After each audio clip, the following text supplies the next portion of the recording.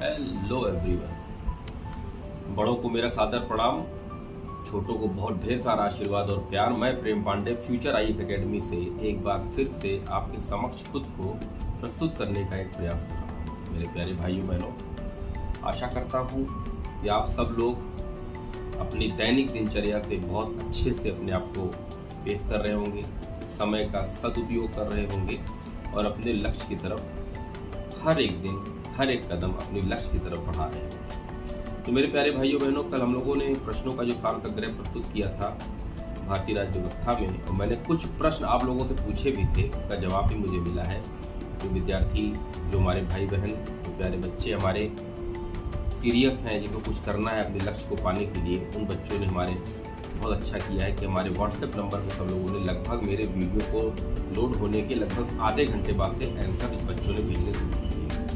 बहुत बहुत धन्यवाद कि आप लोग निरंतरता की तरफ बढ़ रहे हैं। और मेरे प्यारे भाइयों बहनों, आजकल पानी बरसने के बाद जो उमस का मौसम होता है, मुझे लगता है कि आप सब लोग थोड़ा बहुत तो आप लोगों को परेशानी हो रही होगी।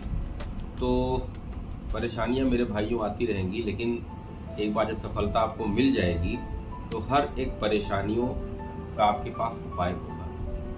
तो परेशानियां कितनी भी बड़ी क्यों ना हो, लेकिन आपकी जो उड़ान है वो नीचे नहीं होनी चाहिए। जितनी ज़्यादा परेशानी होगी, आप उतने कष्ट में रह के अपने मंजिल को जब आप सोचेंगे और एक बार लक्ष्य को पा जाएंगे, तो मुझे लगता है कि उस वक्त आप एक कंप्लीट ह्यूमंस होते हैं, जो कहते हैं कि हाँ, ये आदमी परिपक्व है, इस आदमी में सारी क्वालिटी, सारे गुण हैं। तो कष्ट में रहकर जो अपने लक्ष्य को पाता है वही व्यक्ति महान होता है। और हमेशा आप कितने भी महान लोगों के आप बारे में पढ़ लीजिए, उनकी कहानियाँ पढ़ लीजिए, उनकी जीवन गाथा पढ़ लीजिए, स्वामी विवेकानंद जी की पढ़ी, किसी भी जो आज के समय में आप जिसको महान समझते हैं उनके बारे में पढ़ लीजिए, हमारे पीएम मोदी जी को देख लीजिए। तो ये कष्ट जो होता है, ये एक सबक होता है कि मेरे प्यारे भाइयों बहनों, कष्ट से हमको जब वाकई में कष्ट होता है, वाकई में जब हमको पीड़ा होती है, तो उस पीड़ा से निकलने के लिए हमको उस लक्ष्य तक पहुंचने के लिए बहुत ज़्यादा मेहनत करनी पड़ती है। और ये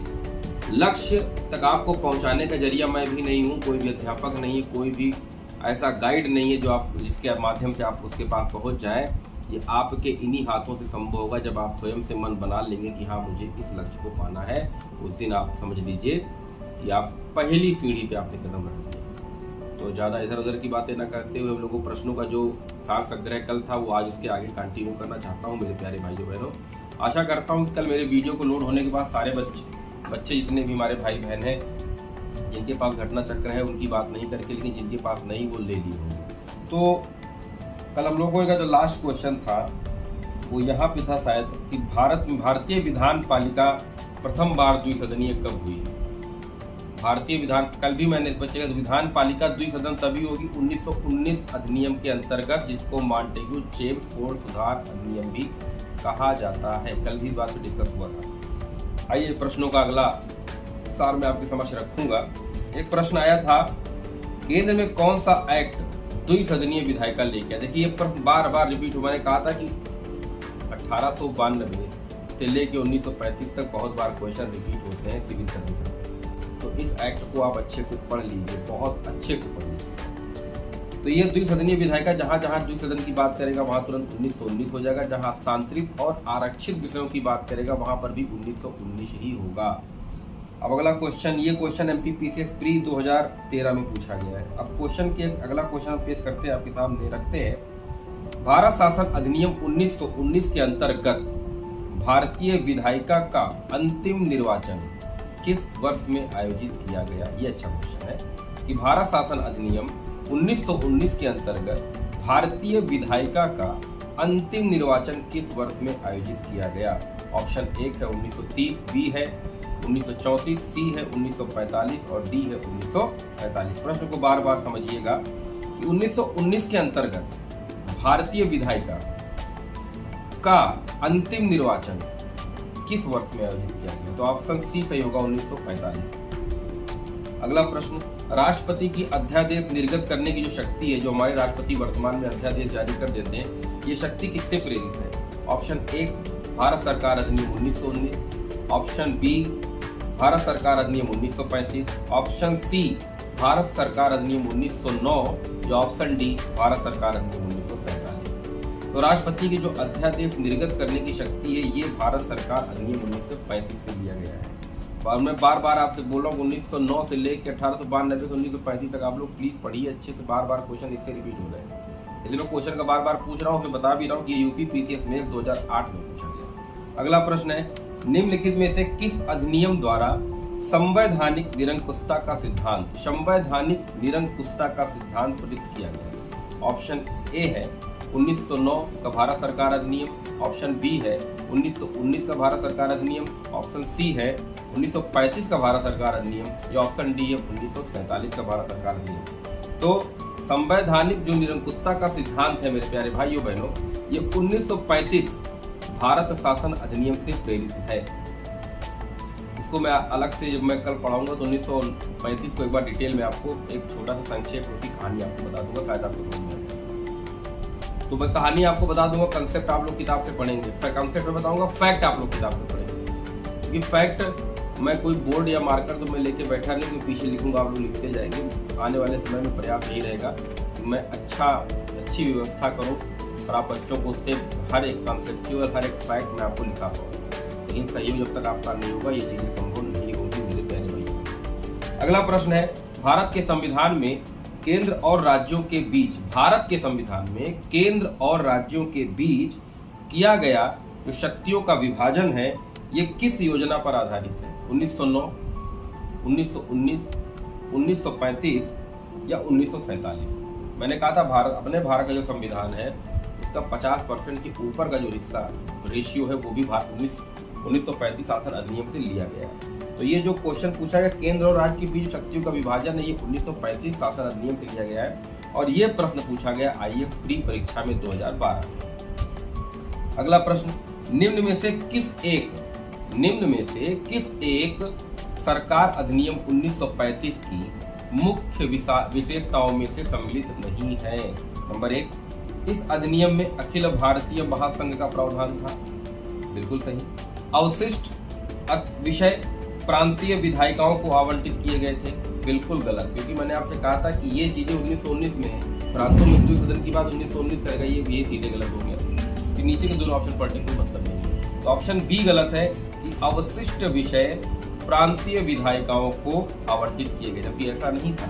1935 में जो अवशिष्ट विषय थे वो संघ के पास थे और आज के समय में भी देख लीजिए अवशिष्ट विषयों पर केंद्र और राज्य, देखिए 3 सूची है, संघ सूची, समवर्ती सूची, संघ सूची, राज्य सूची और समवर्ती सूची। आप जानते हैं संघ पे संघ कानून बनाएगा, राज्य पे राज्य बनाएगा और समवर्ती पे संघ और राज्य दोनों बनाएगा।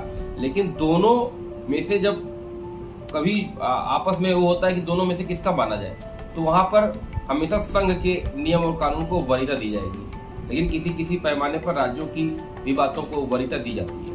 अब इन तीनों सूचियों में जो विषय सम्मिलित है वो तो इनके हो गए, लेकिन इसके बाद भी जो विषय अलग से बच जाते हैं जिसको अवशिष्ट विषय कहते हैं, उन पर कानून और नियम बनाने का अधिकार संघ के पास ही है। ओके, ये क्वेश्चन आप जो 1935 का इसका आंसर ये होगा कि अवशिष्ट विषय प्रांतीय विधायकों को आवंटित किए गए थे। ये गलत है, क्योंकि कभी नहीं किए। अगला प्रश्न है, एक संघीय व्यवस्था और केंद्र में द्वैध शासन भारत में कब लागू किया गया? सीधा सा बात है, केंद्र में एक संघीय व्यवस्था 1935 पकड़ लीजिए, जहां भी संघीय व्यवस्था की बात करेगा तुरंत आप 1935 की तरफ जा सकते हैं। अगला प्रश्न है, अखिल भारतीय महासंघ स्थापित करने का प्रावधान शामिल किया गया। अखिल भारतीय संघ मैंने अभी इसके पहले भी मैंने बोला था, ये आपका 1935 होगा। ये यूपी पीसीएस मेंस 2012 में पूछा गया। किस अधिनियम में भारत में संघीय शासन की बात की? तुरंत आप बताएंगे 1935 भारत शासन अधिनियम। ये क्वेश्चन पूछा गया यूपीयू डीए एलडीए प्री परीक्षा 2010 में। 1935 के अधिनियम द्वारा स्थापित संघ में अवशेष शक्तियां किसको दी गई? मैंने अभी बोला था कि अवशेष शक्तियां किसके पास जाएंगी, जब प्रांत को तो नहीं दी गई, तो अभी पिछले क्वेश्चन में ही क्लियर हो गया। तो ये जो अवशिष्ट शक्तियां थी ये सीधे आज के टाइम में किसके पास है? आज के टाइम में केंद्र के पास है। और उस टाइम में 1935 में गवर्नर जनरल के पास अवशिष्ट शक्तियों पर कानून और नियम बनाने का अधिकार था, तो वो गवर्नर जनरल के पास था 1935 में। अगला प्रश्न, फिर 1935 के तहत प्रस्तावित संघीय प्रणाली क्या थी? जो संघीय प्रणाली थी 1935 की, उसका सीधा सा मतलब था कि भारतीय संघ या भारत एक संघ है, बात खत्म। अगर कोई पूछे 1935 के तहत प्रस्तावित संघीय प्रणाली थी तो भारत संघ था। ठीक है, ये भी क्वेश्चन पूछा गया था MPPCS प्री 2022 में। अब हम बात करेंगे 1935 का गवर्नमेंट ऑफ इंडिया एक्ट क्यों महत्वपूर्ण है। ये प्रश्न मैं आपसे कर रहा हूं, कमेंट में बताइएगा। 1935 का गवर्नमेंट ऑफ इंडिया एक्ट क्यों महत्वपूर्ण है, और इसका आंसर भी मैंने भी दिया है। इसका आंसर भी आप वीडियो बैक करिए, इसका आंसर भी मैंने दिया है। तो प्रेजेंस ऑफ माइंड देखना चाहता हूँ। 1935 का गवर्नमेंट ऑफ इंडिया एक्ट क्यों बहुत महत्वपूर्ण, उसका एक कारण आप लोग मुझे बताइए, कमेंट कर दीजिए। मेरे प्यारे भाइयों बहनों, मैं समझ जाऊंगा कि आप लोग वीडियो को देख रहे हैं बहुत कंसंट्रेट होकर, कंसंट्रेट होकर देखें तभी मजा आएगा, नहीं जैसे बस हवा में देखने कोई मतलब नहीं है। अगला प्रश्न, किस अधिनियम के फलस्वरूप बर्मा को भारत से अलग किया गया। ये भी कल इस पे भी क्वेश्चन पूछा गया था, किस अधिनियम के फलस्वरूप बर्मा को भारत से अलग किया गया। ये भी प्रश्न का उत्तर आप कमेंट में दीजिएगा। और जो पहला प्रश्न के पहले मैंने पूछा उसका उत्तर भी पीछे मैंने दिया था। और ये बर्मा जो बात हुई, इसका भी इस पर भी चर्चा कल के वीडियो में हो चुकी है, इसका भी आंसर आप लोग मुझे दीजिएगा। मेरे प्यारे भाइयों बहनों, आप लोग अपने आप को सशक्तता के साथ जब तक प्रस्तुत नहीं करेंगे, प्रश्नों का सार संग्रह नहीं लगाएंगे, तब तक चीजें निकलकर सामने नहीं आएंगी। सोमवार को वीडियो नहीं हो पाई थी, मंगलवार बुधवार, आज ये बुधवार का जो अंक है, आप लोग को इस अंक के साथ आज मैं अब ये सूचित कर दूं कि सोमवार मंगलवार बुधवार हम लोग प्रश्नों का सार संग्रह जरूर करेंगे। 10 ही मिनट करेंगे, लेकिन 4-6 प्रश्न हम लोग जरूर करेंगे। जिस टॉपिक को हम पढ़ेंगे उस टॉपिक के प्रश्न हम उसी दिन कर लेंगे। तो अब थोड़ा सा वीडियो को मैं जैसे टाइम 10 मिनट 12 मिनट 15 मिनट, अब मैं सोच रहा हूँ कि अब वीडियो को आधे घंटे एक्सटेंड करूँ। आप लोग जो पढ़ने वाले बच्चे हैं 10-15 मिनट कुछ होता नहीं है। तो अब जैसे मान लीजिए कल हम लोग, मैं आपसे डिस्कस करूँगा कै को CGI वगैरह पे जितने भी महत्वपूर्ण कमेटियाँ अपने इंडिया में हैं, कल मैं उन पर डिस्कस करूंगा। और डिस्कस करने के बाद उससे रिलेटेड जितने भी क्वेश्चन है घटना चक्र से उसी वक्त लगवा दूंगा। ये सही रहेगा? कमेंट करके आप लोग मुझे बताइए कि सही रहेगा कि नहीं सही रहेगा। तो वो वीडियो 20 से 25 मिनट से आधे घंटे तक हो सकती है, लेकिन प्रयास यही रहेगा कि चीज़ों को खेल खेल में आपको सिखा दिया जाए, चीज़ों को इंजॉय करके आप सीख लें, चीज़ों को सरल तरीके से आप सीख लें।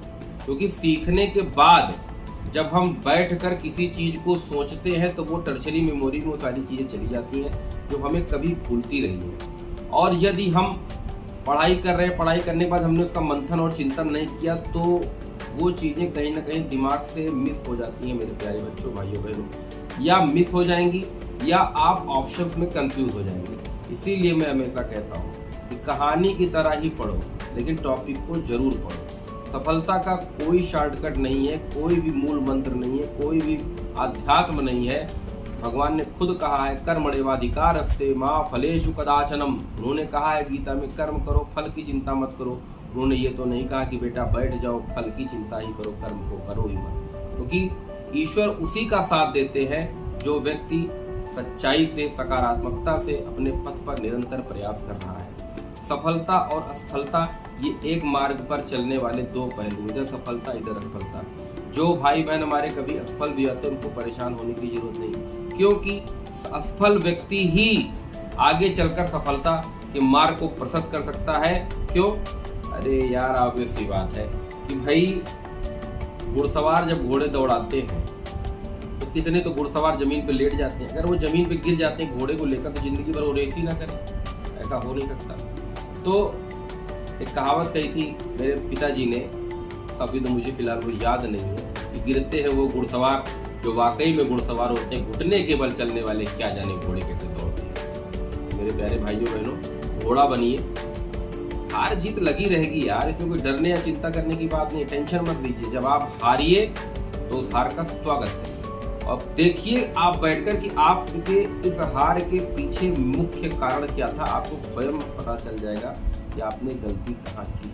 और बिना गलती अगर आपने नहीं की तब भी अगर ऐसा हो ही नहीं सकता कि आप हारे हो, आपने कोई ना कोई चूक की। आप बैठिए, आपसे ज्यादा आपको कोई नहीं जानता है, आप बैठिए और सोचिए कि आपने गलती की कहाँ, आपको खुद ही पता चल जाएगा, खुद ही आपको समझ में आ जाएगा कि आपकी गलती यहाँ हुई। तो मेरे प्यारे भाइयों बहनों, हम लोगों ने जिस टॉपिक पे आज डिस्कस किया, 2006 प्लस जो भी डिस्कस किए, इसको आप लोग घटना चक्र प्लीज ले लीजिए और मंथली जो पीसीएस तैयारी कर रहे हैं वो घटना चक्र मंथली मैगजीन पढ़ना शुरू करें, और जो भाई बहन हमारे सिविल सर्विसेज आईएएस की प्रिपरेशन कर रहे हैं वो विजन का जो मंथली आता है उसको पढ़ना शुरू करें। विजन आप मोबाइल पे अपने डाउनलोड कर सकते हो, कि मैगजीन शायद से फ्री थी या फ्री है अभी भी उसका। आप तो किसी भी मार्केट में जाएंगे तो वो प्रिंट आउट वगैरह पकड़ के बड़े अच्छे से करलाइज वगैरह करके उसको मिल जाएगा आपको। तो विजन के आप जो है मैगजीन को पढ़िए बहुत अच्छे से, और भटकिए मत, 20 किताबें मत खरीदिए, और डेली पेपर आपको पढ़ना है। सिविल सर्विसेज में हिंदी माध्यम के बच्चे जनसत्ता पढ़ेंगे, इंग्लिश मीडियम के बच्चे the Indian express, type of India पढ़ेंगे। उसके नेशनल, इंटरनेशनल और आर्टिकल को पढ़ के पेपर को छोड़ दिए, बाकी पेपर में कुछ आपसे पूछा नहीं जाएगा। मेरे प्यारे भाइयों बहनों, आशा करता हूँ कि आज मेरी बातें आपको अच्छी भी लगी होगी, बहुत ज़्यादा समझ में भी आई होगी, और उन लोगों का सा हृदय धन्यवाद करता हूँ जिन लोगों ने चैनल को कल बड़े पैमाने पर मेरे सब्सक्राइब किया। मेरे प्यारे भाइयों बहनों, आप लोग का साथ ही मेरी मंजिल है, और आप लोग का साथ ही मेरा लक्ष्य है कि हम ज़्यादा से ज़्यादा बच्चों को एक जगह खड़ा करें, एक जगह जोड़ें, ज़्यादा से ज़्यादा एक फ्यूचर आईएएस एकेडमी का परिवार बड़ा होना चाहिए मेरे प्यारे भाइयों बहनों, छोटा नहीं। क्योंकि आप लोग में वो शक्ति का आप लोग चाहेंगे तो फ्यूचर आईएएस का परिवार हमारे पूरे भारत में जितने भी हमारे आसक्त बच्चे हैं, जिनके पास पैसे नहीं आते, आर्थिक रूप से कमजोर है, अगर आप लोग हमारी मदद करेंगे तो आने वाले समय में आपके माध्यम से लाखों लाखों से करोड़ों करोड़ों की मदद कर सकता हूँ। लेकिन इसमें आपका साथ बहुत जरूरी है। मेरे प्यारे भाइयों बहनों, आज का ये अंक आपके उज्जवल भविष्य की कामना करते हुए मैं यहीं समाप्त कर रहा हूँ। जय हिंद, जय भारत।